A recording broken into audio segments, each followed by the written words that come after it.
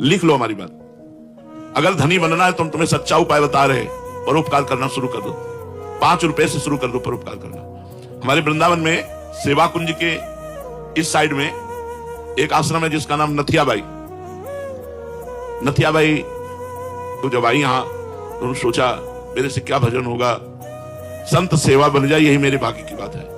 अब संत सेवा के लिए धन चाहिए, तो क्या करती है, यमुना किनारे उपले बिनती, जो जानवर गोबर कर देते हैं, सूख जाता है, उसे उपला कहते हैं, और ब्रजवासियों से आटा मांग लाती और रोटी बनाती, फिर संत को बुलाती।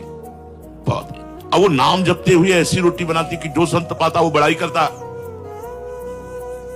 अब वहां बिना बुलाए संत आने लगे, 2 आने लगे, 4 आने लगे।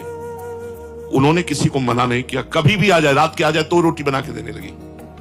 धीरे धीरे लोगों को पता चला, वहां दाल और आटे के बोरे घी की टीनें पहुंचने लगी। धीरे धीरे आश्रम बन गया। एक दिन वो 10 वर्ष सेवा करते व्यतीत हो गए।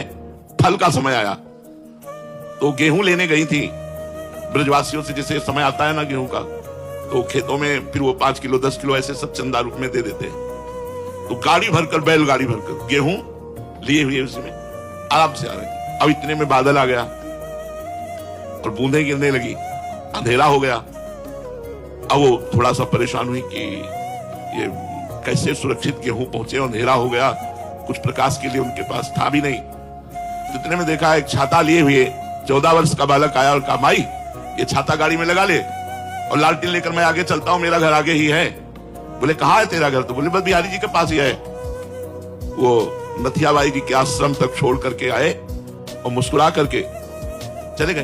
अब नथियाबाई के दिमाग में ये बात कि 8 बजे रात्रि के बालक, लालटेन, छाता, हो सकता है कोई बालक, लेकिन मुझसे इतना प्यार क्यों करता है कि वो भींगता रहा और छाता मुझे दे दिया।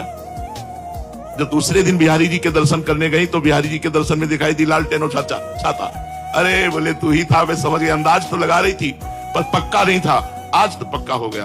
भगवान भक्ति की सेवा करने वाले की स्वयं सेवा करने के लिए तत्पर रहते हैं। जैसे त्रिलोचन जी के यहां अंतर्यामी रूप से स्वयं संतों की सेवा की। इसलिए यदि गृहस्थ में धन पर विजय प्राप्त करनी है, धन की कामना और धन चाहिए उसकी पूर्ति, तो संत सेवा, बीमार की सेवा, गौ सेवा ये जरूर करनी चाहिए।